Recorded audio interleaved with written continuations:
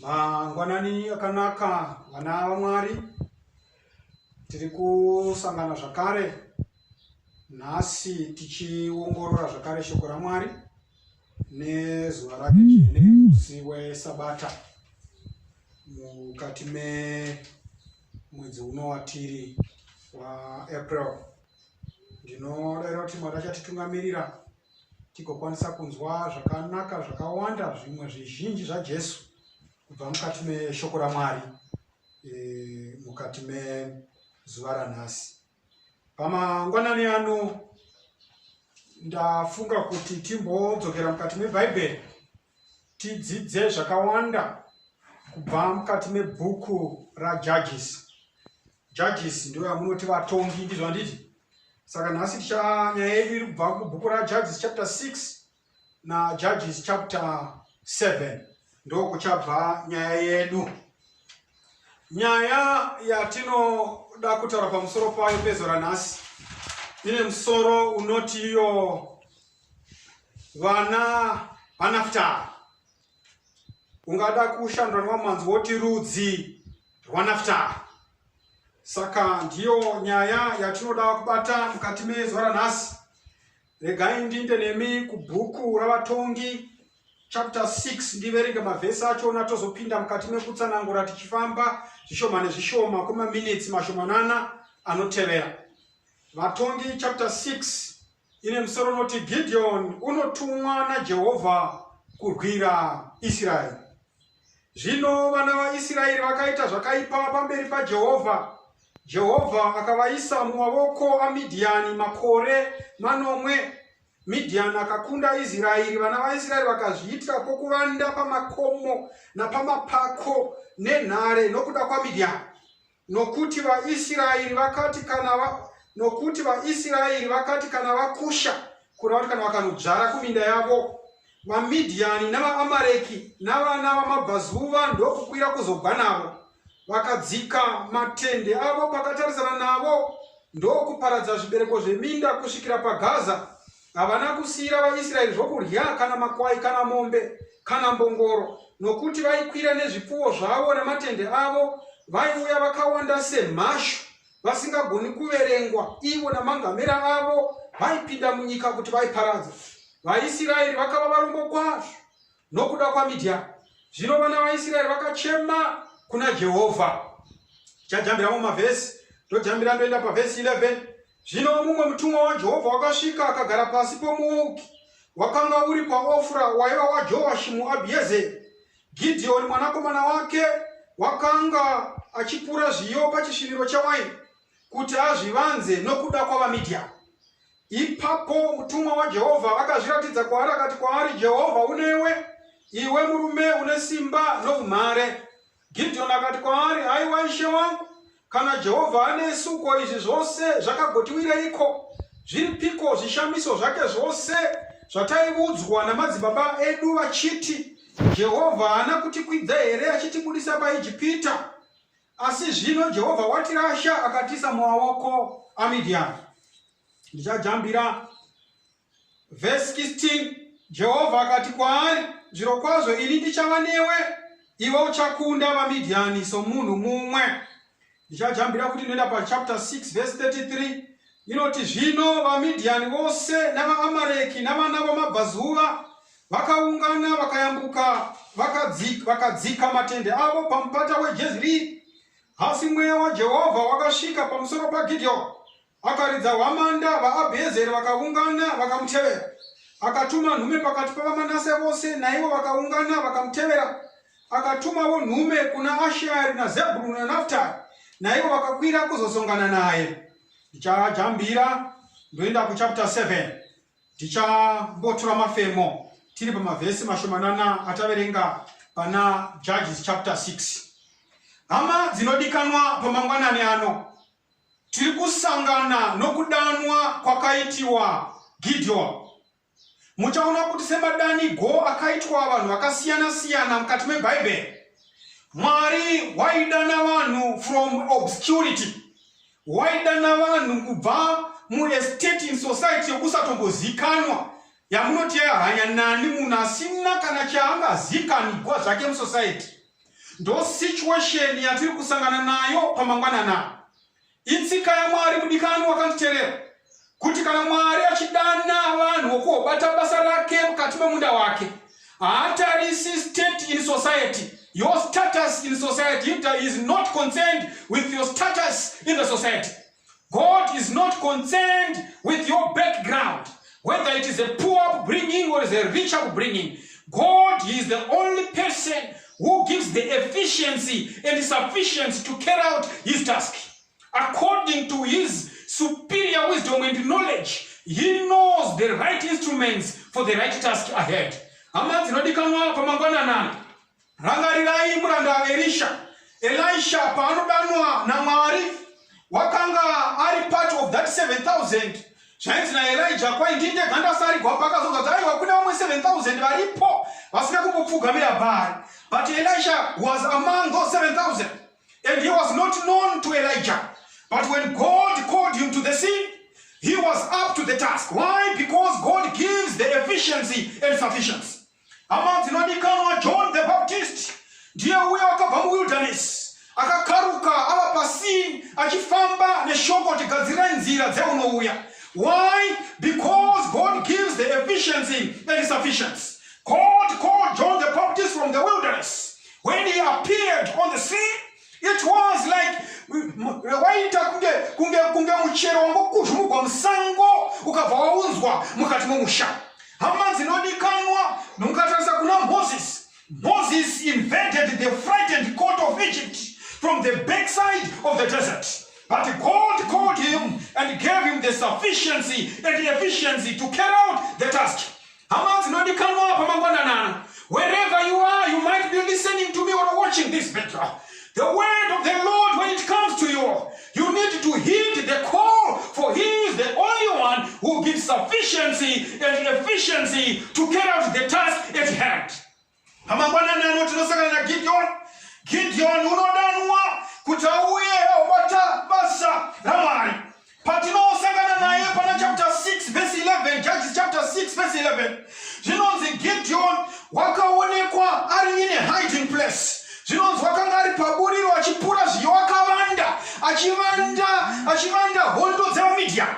Nokuti vaMidhiani vaiti kana vaIsraeri vakohwa vaiuya kuzoparadza nokupamba mombe dzavo mupongoro nemangamera nezvose zvavainge varima. Saka Gideon unoonekwa pano wakavanda achipura zviyo nemhaka yei nokutya vaMidhiani. Hama dzinodikanwa pamangwanana. Let me tell you something this morning. I have witnessed my brothers in Christendom. Tiri panguva yekuvanda takavanda COVID-19 yanetsa. But vanhu vavanda, not only the COVID, but they have also hidden away from the Lord. They are no longer giving out the message of the Lord, the soon coming Savior. They are hiding under the guise of COVID, but we have now deserted our places of duty. Pamangwanano akavanda kudaro Gideon mutuma wa Mwari anosvika kwaari. Achida kumutuma kuti ndakuona kuti uri murume umhara. Ndoda kuti udzikirire vanhu vangu vaIsraeri kubva kuudzvanyiriri kwavaMidhiani. Takadanwa naMwari kuti tibvise vanhu paudzvanyiriri kwavaMidhiani. Midhiani wenyika rino Satani kunyange nechikara vose ndo vaunganidza nyika pakunamatwa kwenhema. But we have been called, but we are hiding. Like Gideon, God is calling us to leave the threshing floor and go to the spiritual threshing floor to thresh the sin that is invaded the world today. How much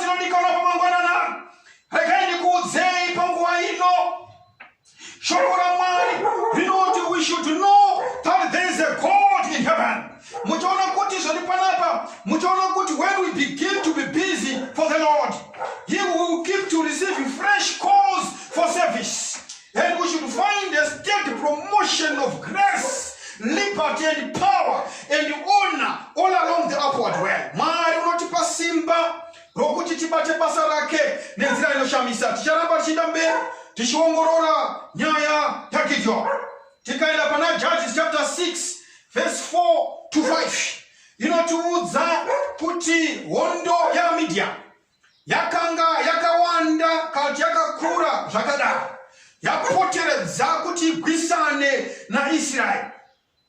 zvinonzi kwanzi kana vauya vaMidiani zvinonzi vakanga vakawanda semhashi.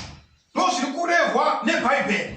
They looked like grasshoppers for multitude, while their camels were like sand of the seashore. Kwai makamera avo kati mangamera avo akanga akawanda kuita sejecha regungwa, vachiuya kuogwisana navana vaMwari. Ndo zvakaitika. So it is with our spiritual lives. Muchaona panapa kuti when we look at the vast world around us and how the whole Christendom has wandered after the beast, how they've followed the false gospels of the world, how they've honored the child of the papacy, how they've owned Sunday worship, how they've owned the spiritualism that has invaded the world. When we look at that, it will appear like God is sinking and will never conquer the devil and the fallacies that have invaded the world. But the Bible is loud and clear. When we look at the example of Gideon, like the sand of the seashore, like grasshoppers upon the fields. But Gideon was called to checkmate the gospel of the Midianites.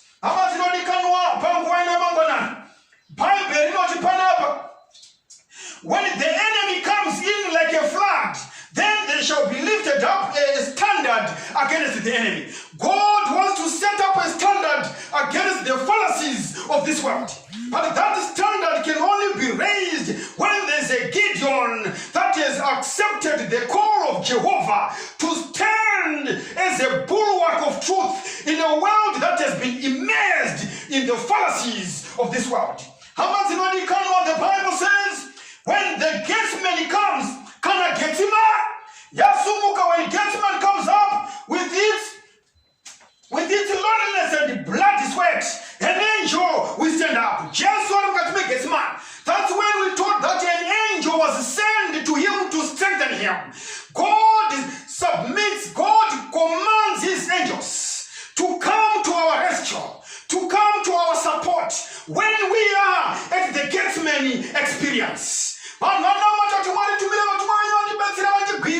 let me tell you, my brother, he is more than able to summon an angel when you get right deep into your Gethsemane experience. When the Red Sea with its tossing billows will appear to block our progress, God will send a rod of deliverance. God will send a rod of deliverance. When we stand at the Red Sea shore, that's when the rod of deliverance will come. Moses, it appeared like it could not be used for anything. But when they came to the Red Sea, the rod was changed into a rod of deliverance. My people, my brothers out there, let me invite you into the vineyard of the Lord and stand up and be counted among the falsehood that is prevailing in the world. We should wait for the Lord when it is day, for the night cometh. And when things come to show, God will raise a standard against our enemies. Judges chapter 7, Judges chapter 7 verse 2. Inotiyo Jehovah akati kuna Gideon, vanhu vaunavo vakawandisa kuti ndiise Midiani mumaoko ako, kuti vaIsraeri varege kuzvikudza pamberi pangu, vachiti maoko edu ndiwo akatiponesa. Naizvozvo zvinoenda undoparidza vanhu vazvinzwa uti, ani nani unosha unodedera ngaadzoke hake abve pagomo reGiriati. Vanhu vane zviuru zvina 22 vakadzoka vakasara vane zvine 10. Ipapo Jehovha akati kuna Gideon, nazvino vanhu vachiri vazhinji, enda navo kumvura ndivaidze ipapo. Ndojamba verse 5 ikati, ipapo akaenda navanhu kumvura. Jehovha akati kuna Gideon, mumwe nomumwe unokapa mvura nerurimi sezvinokapa imbwa, unofanira kumwisa kurutivi ari oga.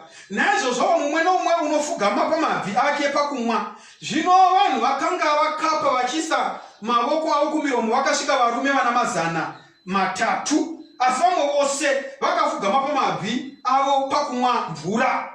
Ipapo Jehovha akati, vamwe vese akati ndichakuponesa navana ava vane 600 vakapa mvura nokuisa vaMidiani muruoko rwako. Tasika pana panyaya yaGideon chapter 7. Zvinonzi Gideon wabvuma kuti ashandiswe naMwari kuti agwisane navaMidhiani.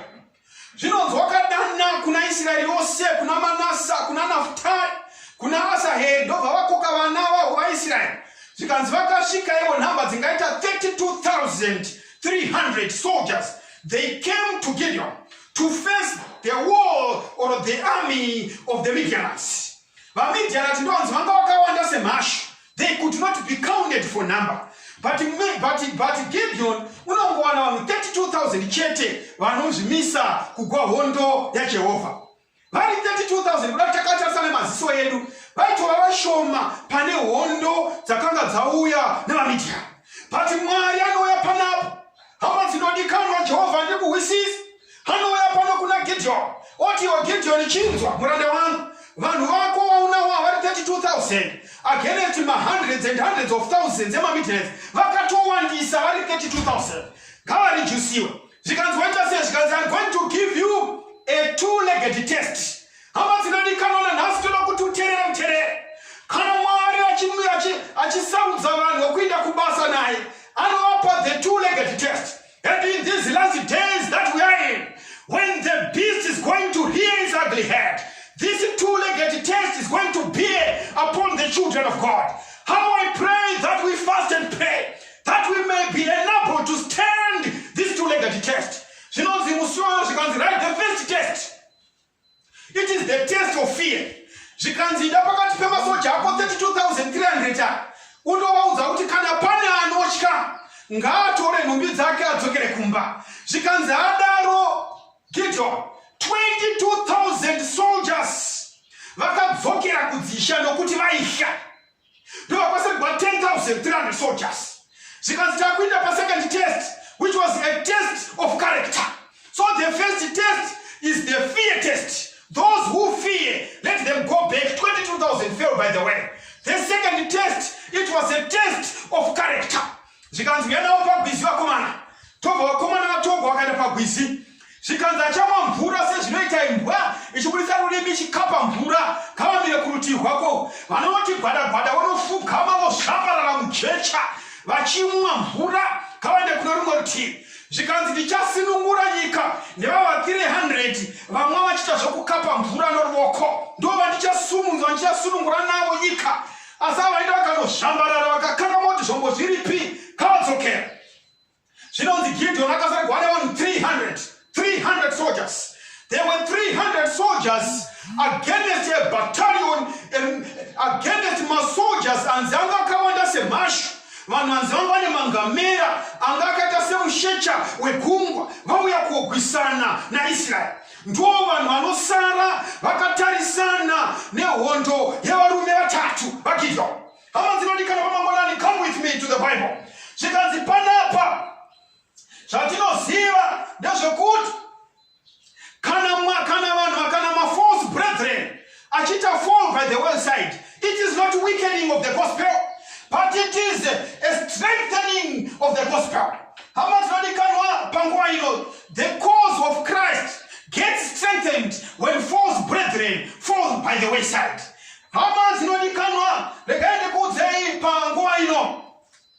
The first sifting of Gideon's army, it was through the power of fear. It was then followed by another test that went still deeper in the character of life. And 10,000 more fell by the wayside, leaving only 300. The 300 army or soldiers of Gideon did easily to deal with what 22,000 feared. Zvakashiwa nevamwe vanhu vanosvika ivo 32,300 people could deal with that what they feared. Hama dzinodikanwa panguva ino, ndoda kuti ndikutaurirai nyaya iri pano. Mukati meBhaibheri mukatarisa kubva kuna Genesis kuna zvakazarurwa, you consistently see the trend where God at each twist and turn remains with the 300 faithful brethren to execute his task. Panguva ino patinotarisa, mukatarisa mimi pavakanga nemaperembudzi vari 10, only one returned to give thanks to Christ for his healing. But because that 1/10 belonged to the caliber of 300. mukanda panguwa ya Jesu paanoti musabva paJerusarema kusvika mweya mutsvene wauya, he talked to more than 500 people. But when they were in the upper room, when the Holy Spirit came, it appeared to 120 of his disciples. Where was the other difference? They had fallen on the wayside. The 120 disciples had the caliber of the battalion of 300. Ama zinodikanwa pamangwana niano John na Peter, as they were lingering in the courtyard when Jesus was being tried and scourged, they were left alone there. They belonged to the character and the battalion of the 300. Paul and Silas, when they were singing and praising with the blood bags, miviri ya roho yashuka mkati mejere, vachiimba Paul na Silas in the midnight prison. They belonged to the caliber of 300.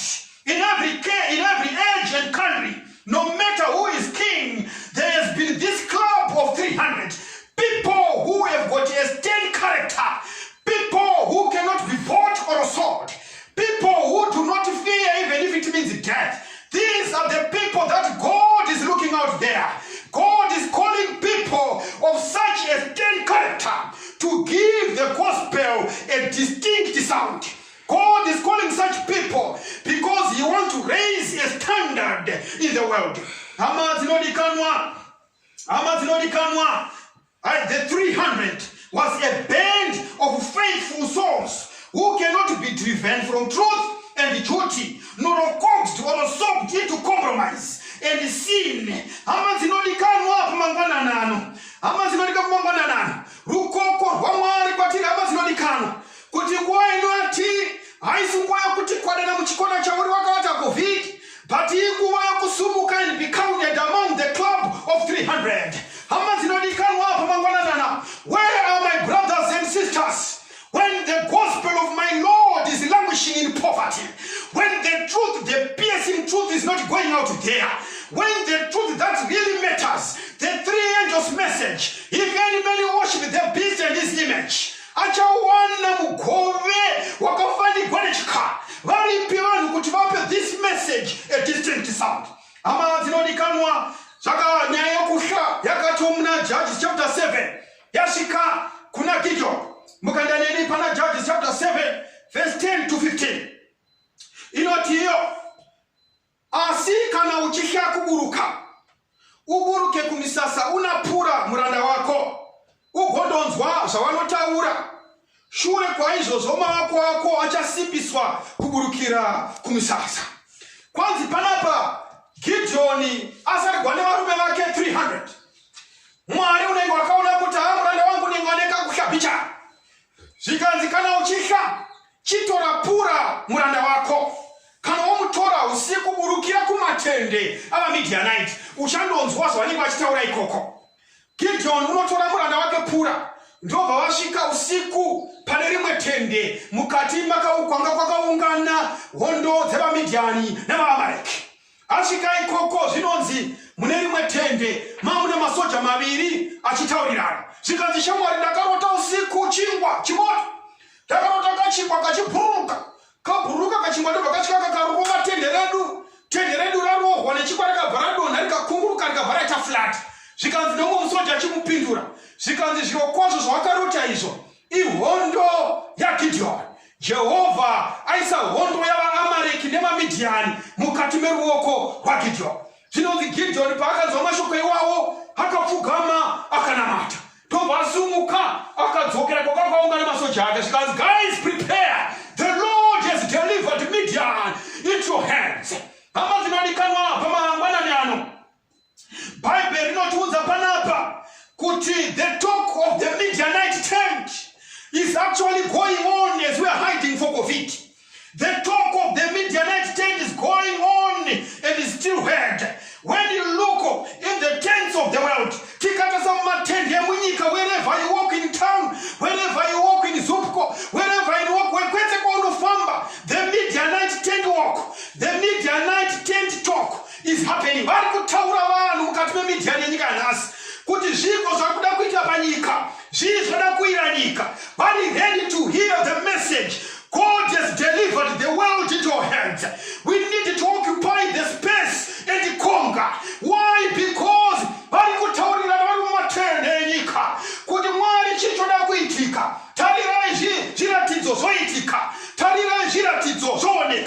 ipapo isu saGideoni ndopotenda kundovanda pabuliro tichika hondo yavaMidhiani. But vari kutaurira mutende kuti zvii zvoda kuira nyika. Hama dzinodikanwa pamangwana nano.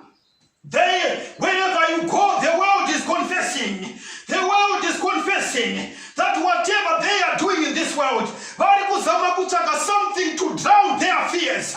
But there's only one thing that can take away fear. It is the presence and love of Christ in the heart. We need to take Christ to the people's hearts. We need to take Christ to the tents of the Midianites of this world. We need to tell them to run for dear life. Why? Because the beast is marauding. Let me tell you something. Judges chapter 7 verse 16. Tinoudzwa isu neshoko raMwari rinotiro zvino akakamura varume avo vana mazana matatu, akaita mapoka matatu, akapa mumwe nemumwe hwamanda muruoko rwake nezvirongo zvisine churu nezhenje kuti nelight mukati mezvirongo. Ndo zvakanga zviri zvombo zvaGideoni zvakuenda kuhondo. Hondo yatahoti yanga ine vanhu vanodarika ma100,000 nema200,000 vaiva namapfumo, vaiva nengoro dzehondo, vaiva nemangamera asikaverekeki semuchecha wegungwa. But iye zvombo zvaanopa masoja ake 300 anowapa trumpet bhoso rokuridza, anowapa chirongo kuti mugomo une light mukati. Zvikanzi ndo zvombo zvedu vakomana zvokuenda nazvo kuhondo. I don't understand this, but these are the instruments of Jehovah. Ndizo zvombo zvaJehovha zvaanoshandisa kana achienda kuhondo. Hama dzinodikanwa panguva ino, nyangwe nanhasi mukati muupenyu hwehondo yatiri kugwa, hondo yechitema, we need no carnal weapons, but the whole arm of God is required for us to attack the enemy. Muchaona hama dzinodikanwa, we use the strange instruments of God. We use the strange instruments of God. And the strange instrument of God is the word of God, which is like a two-edged sword. Dora tinoshandisa. Pa verse 21 amazinodikanwa ya Judges chapter 7. Zvinonzizo panapa regai kuverengere pana Judges chapter 7 verse 21. Vakamira mumwe nemumwe panzvimbo yake, vakakomba misasa, hondo yose ikamhanya, vakaridza mhere, vakatisa, vakaridza hwamanda dzina mazana matatu. Jehovha akarwisa munondo mumwe nomumwe neshamwari yake, uye nehondo yose. Hondo ikatiza kusvikira paBhetshita kurutivi rweZerera kusvikira kumugano weAbhiemora paTabhati. Zvino varume vaIsraeri vakaungana vachibva kwaNafutari nokwaAshari nokwaManasa vakatevera Midhiani. Ndoda kuti ndikudzivisei chimwe chiri pano, hama dzinodikanwa. Masoja aGideoni aiva 300. Saka kuti vakombe musasa waMidhiani, zvaichaka akatanga adivhaidha into 3 blocks. Kuti vamwe rimboboka uko ari 3 blocks. Vaidaro manje vaifana kuzonosipesana nokuti vaifamba kuti vatenderedze musasa waMidhiani, but they were only 300. Saka zvava kuti umwe nomwe aimira ari panzvimbo yake nechimugomo chake nebhoso rake nemwenje, omira pano, maybe wosipesana 100 meters or whatever, 50 meters, went right round the big camp of the Midianites. Saka zvava kuti umwe nomwe, every man of the 300 stood in his place. Umwe nomwe ari one out of those 300 aivasingamiri ari muchaunga, waimira in his appointed place. That is very important. In order to surround the vast camp of the Midianites, Gideon's 300 could not be deployed in combat ranks, but had to stand far apart. This meant loneliness and called for individual faithfulness and personal bravery.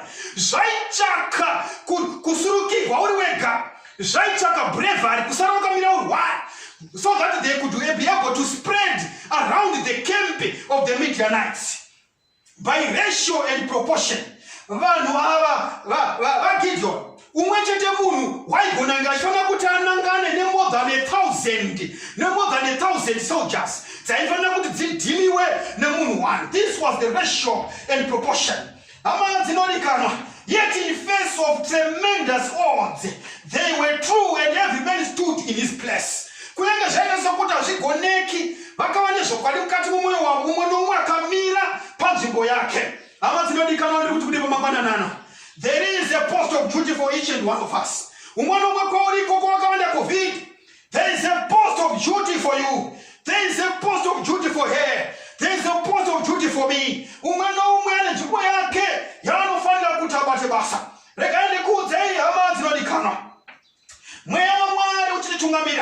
God's spirit and providence will lead us to it.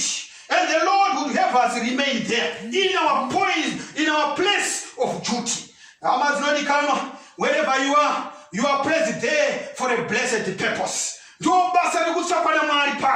Kuti COVID yatita social distancing itikana uko no uko. Mwari watita social distancing, the same social distancing that came to Gideon and his 300 people is the same social distancing that is supposed to come to God's people in the last days. When he is appointed place, you are supposed to prosecute the work of the Lord.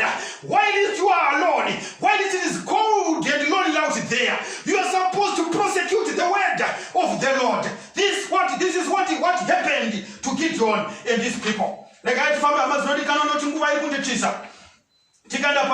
chapter 7, verse 17 na verse 22. Zvinonzi hondo ya Gideon vakatenderedza hondo yavaMidhiani. Vatenderedza ipapo vakanga vakabata zvombo zvavo zvehondo, chirongo nemwenje nebhosvo rokuridza. Zvikanzi kwanzi Gideon ndobva ati kana munotarisa kwandiri, at my signal, you shall blow the trumpet. And mova nemigomo yamunayo nemwenje yamunayo muchitiyo, a sword for the Lord and for Gideon. A sword for the Lord and for Gideon. Hondo ya Gideon nehondo ya Jehovah. Those are muchaita china muchishedzera, but you take the signal from me. Gideon was the center of the war. Gideon was the nucleus of the war. We are worried. Why? Because we are not taking a signal from the center. The signal of our spiritual war, the signal of our battle is Jehovah Christ in his holiness. Christ is in the sanctuary. That is the signal where we take our signals, so that we should know the times and seasons that we are in. We are supposed to take our signals from the Lord. Tinopanda kutora makoma marching orders yedu kubva kudenga kuna Mwari.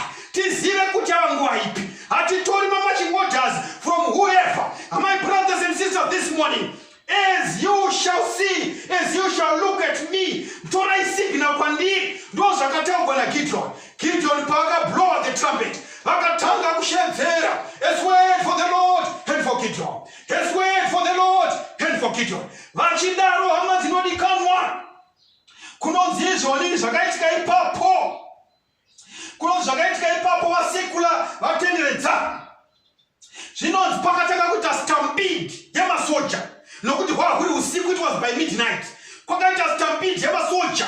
Kwai umwe achizama kutiza vaibaya nemapfumo, umwe achibaiwa kwake, achibaenda more than 100,000 lined the streets and the fields. It was bloodshed all over. Vachitiza vanhu 300. Vakanga vasina kana bvumo, vakanga vasina kana mangamera, vakanga vasina kana ngoro dzehondo. But vaingoshedzera chete kuti his word for the Lord and for Gideon. His word for the Lord and for Gideon.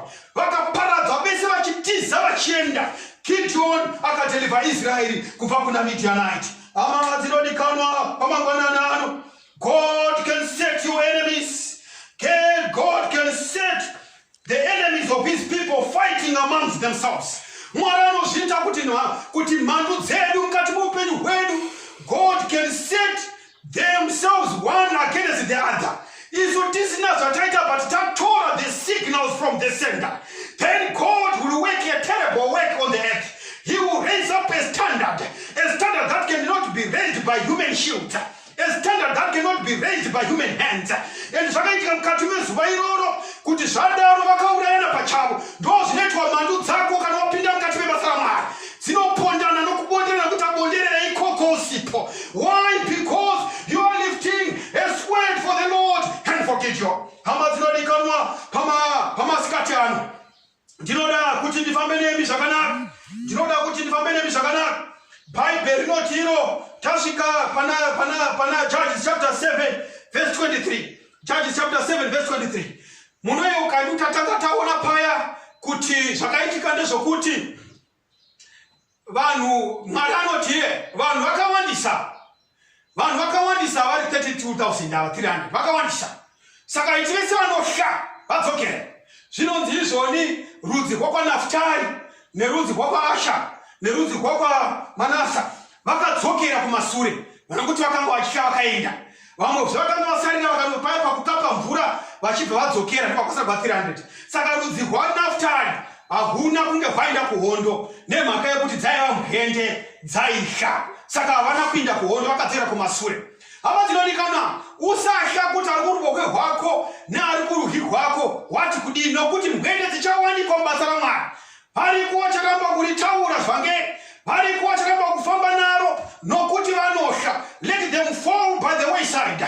But waramba wakabata pageja raMwari nokuti basa riripo rapiwa every man on his place. Hama dzinodikanwa zvinonzi vanhu vaita stampede vakaurayana vachitiza vakamanya vachienda kwavakanga vachienda hondo yaGidheoni yapisa. Let's fight for the Lord and for Gideon.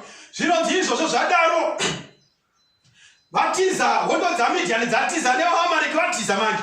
Zvinonzi ipapo manje regai ndikuverengerei paverse 23. Judges chapter 7 verse 23 inoti zvino kureva kuti sure kwehondo yatodhifitiwa yevaAmareki nevaMidhiani vatotiza vaita stampede, more than 100,000 vatofa, ropa bloodshed is in the streets, in the fields, there are motionless bodies all over. Zvatoitika zvavakunda hondo. Ndo patinoenda paverse 23 zvikanzi zvino varume vaIsraeri vakaungana vachibva kwaNafutari, the men of Naphtali. Ndati musoro wadzidzo chedu chanhasi unoti the men of Naphtali. Zvikanzi then the men of Naphtali and the men of Asher and the men of Manasseh vakateverera Midhiani. Vakazobuda pavakanga vakavanda vadzokera vachitya pa22,000 yakuti ndobva wava kuti hondo yahwiniwa nevanhu 300.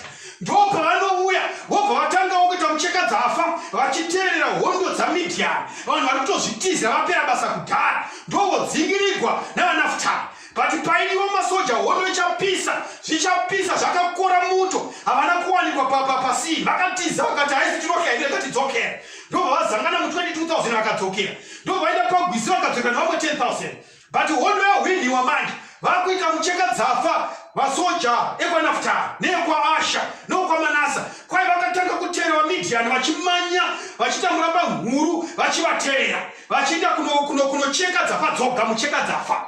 Hama dzinodikanwa pamangwanani ano, regai ndikuudzei shoko raMwari rinotaura kuti Gideon and his 300 defeated the Midianites and scattered remnants of that army.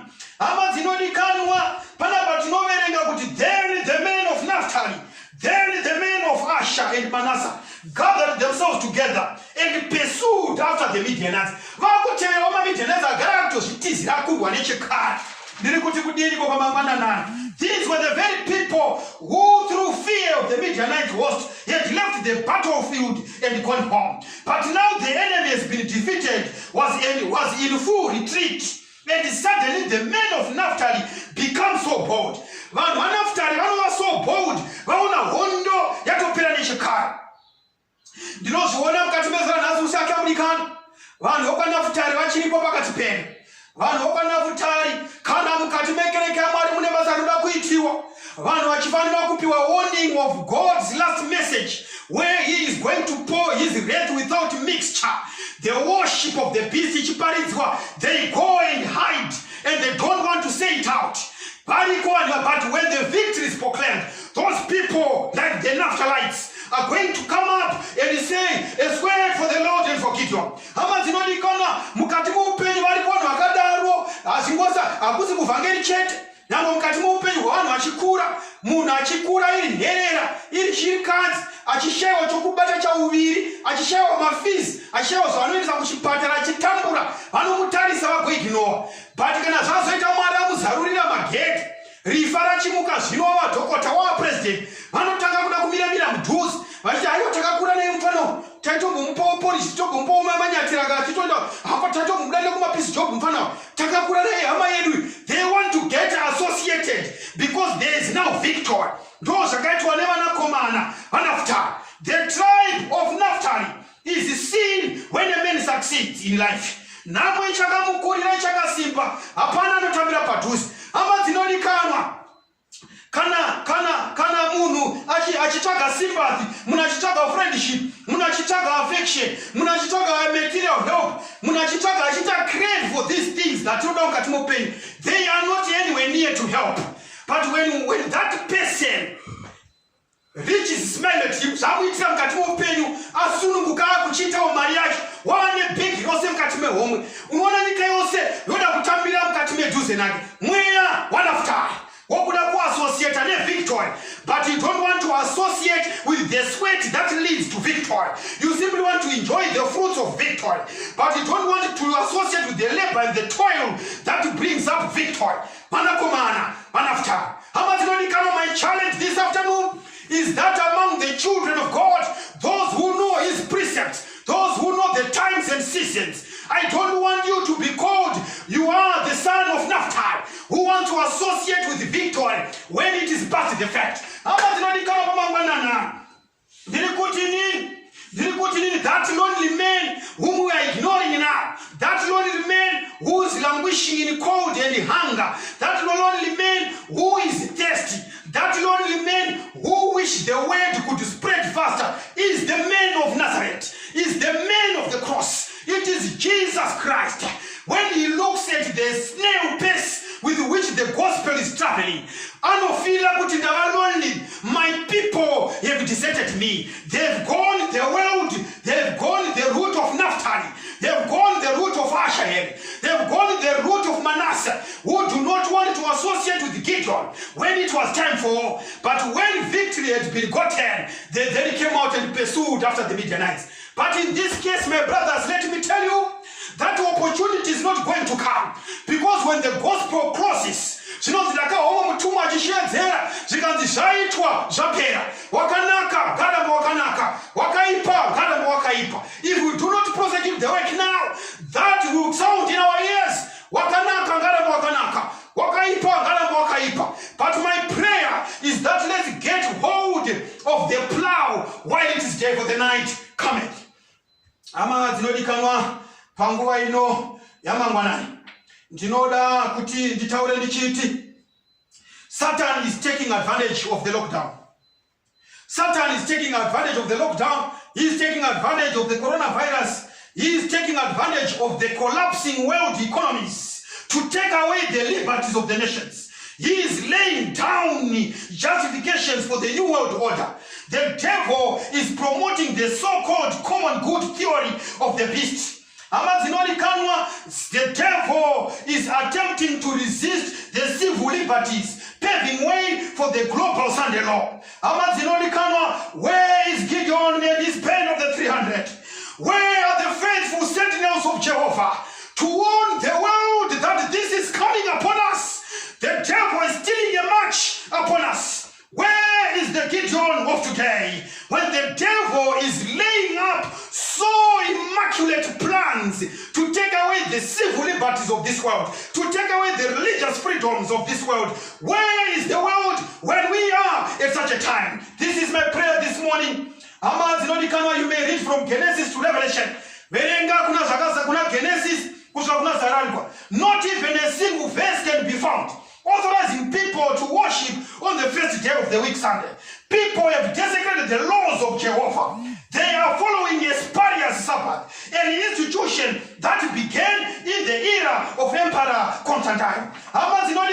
The defense of it is rooted in the tradition of the fathers. But brothers and sisters, Revelation chapter 14 verse 9 says, Ipapo mumwe mutumwa wachitatu akatera kati kwanenzi guru, kana munhu akanamata chikara nomufananidzo wacho nokugamuchira chadzo pauma yake kana paruoko rwake, naiye uchamwawo waini yokutsamwa kwaMwari yakadirwa isina kuvhenganiswa mumukombe wehasha dzake. Uchatambudzwa mumoto nesupe pamberi pavatumwa vatsvene nepamberi pegwayana. The prophecy of Revelation chapter 13 verse 11 to 17 is fast fulfilling upon us while it were locked down. But friends, the gospel is not in chains. Apostate Protestantism is making moves to direct people and to make sure kuti ronda rakangarapo ronda rakapotsera uri achikara raporeswa. Those who quit the beast of Revelation chapter 13 verse 11 to 17 while we are in lockdown. Gospel Workers, page 132. The church is an army. The church of Christ may be fitly compared to an army. The life of a soldier is one of toil, hardship, and danger. Whenever a Christian is off his guard, this powerful adversary makes a sudden and violent attack. Unless the members of the church are active and vigilant, they will be overcome by his devices. Remember book Zagaronon's Testimonies, volume 5, page 394. Inoti. What if half of the soldiers in an army were idling or sleeping when ordered to be on duty? The result will be defeat, captivity, or death. And if the church of Christ is careless or unfaithful, far more important consequences are involved. A sleeping army of Christian soldiers. What could be more terrible? Those who stand back indifferently in the day of battle, as though they had no interest and felt no responsibility as to the issues of the context, might better change their course or leave the ranks at once. My prayer this afternoon, my brothers and sisters, wherever you are, is will you join Gideon's army? God is looking for a people. God is looking for brothers and sisters who will give the gospel a certain sound. People whom he can use to raise a standard against the enemy. Do you want to join the soldiers of God? Do you want to send with electric speed the messages of Revelation chapter 14 to warn the world about the beasts of Revelation chapter 13 verse 1 to 10 and the second beast of Revelation 13 verse 11 to 17? Do you want to give out those messages loud and clear? And you're saying, Lord, you are challenging me and I want to accept the call. If it is a prayer, let's up your hands so that we can pray together. We are now praying. Baba wedu munoshamisa muri kumusoro kudenga. Tinokutendai pamangwana ano nokudako kuti matitirimutsa nokuti vhurumutsa nokuti mutsafungwa kuti nguva iri kuenda kundopera uyezve mune a distinct message that you want to give to a dying world. We want to accept the blood of Jesus that was spilled on the cross. Kuti his grace is sufficient for us. To enable us, give us power to go out in the spirit and the power of Elijah. In the spirit and power of Elijah, to warn a dying world that soon and very soon we are going to break the clouds, to come and take your children home. And we want to be found in that day, standing in our places without fear. For we know that this is the God, he will come and save us. We've been waiting for him.